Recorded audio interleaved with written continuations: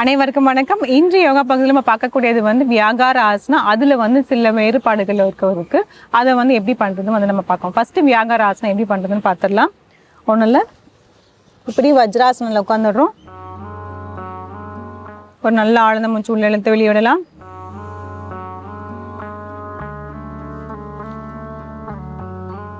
வியாகார ஆசனால இந்த மாதிரி வச்சுட்டு காலை இந்த மாதிரி மேலே இப்படி தூக்கணும், இல்லை மேலே பார்த்துட்டு இப்படி பெண்ட் பண்ணும். இது வியாகார ஆசனா. இப்போ அதே மாதிரி நம்ம இடது பக்கம் பண்ணிடலாம்.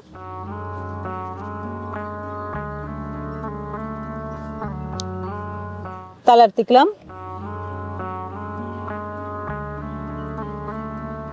இதுலயே நிறைய வேறுபாடுகள் இருக்கு. இப்போ நம்ம பண்ண போகிறது ட்விஸ்டிங் பண்ணுற மாதிரி நம்ம பண்ண போகிறோம். அது எப்படி பண்ணுறதுன்னு பார்ப்போம். அதில் சிம்பிளாக ஃபஸ்ட்டு பேசிக் எப்படி பண்ணணும்னு பார்க்குறோம். அதுக்கப்புறமேட்டு நம்ம வியாகார ஆசனால பண்ணிடலாம்.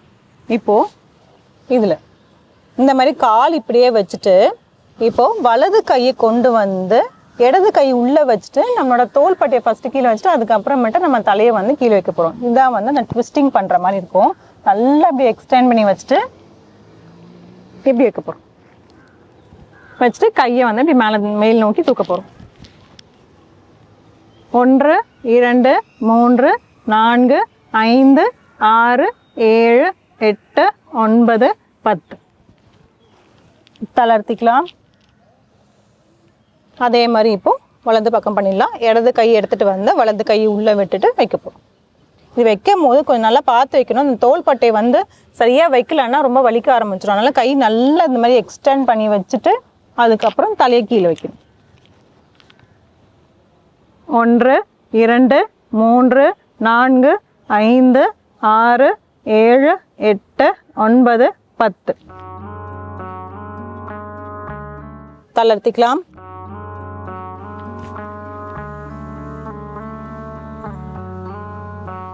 இப்போ வியாகார ஆசனால அந்த வேறுபாடு போயிடலாம்.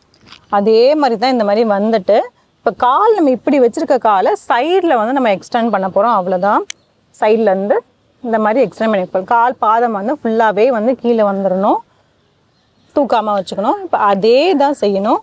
வலது கையை உள்ளே விட்டுட்டு கை எப்படி வைக்க போகிறோம்.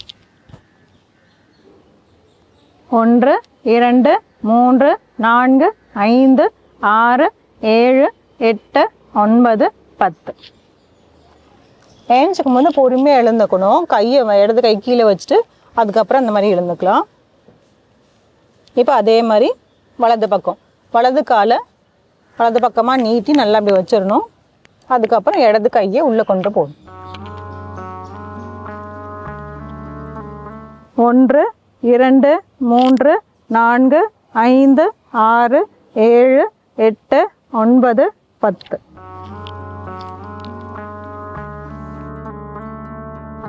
தளர்த்திக்கலாம்.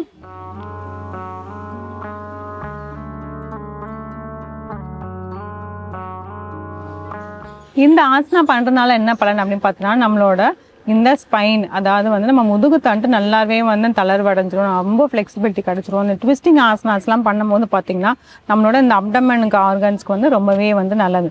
இதில் இதே மாதிரி தான் ஒரு பேசிக்லேருந்து அடுத்த ஒரு லெவலுக்கு ஒரு வேரியேஷன்ஸாக வச்சு நம்ம அந்த மாதிரி பண்ண பார்த்தீங்கன்னா அதோட பலன்கள் நமக்கு இன்னும் நம்ம ஜாஸ்தியாக வரும். ஸோ இந்த பயிற்சி செஞ்சு பாருங்கள். மீண்டும் அடுத்த பகுதியில் சந்திக்கலாம்.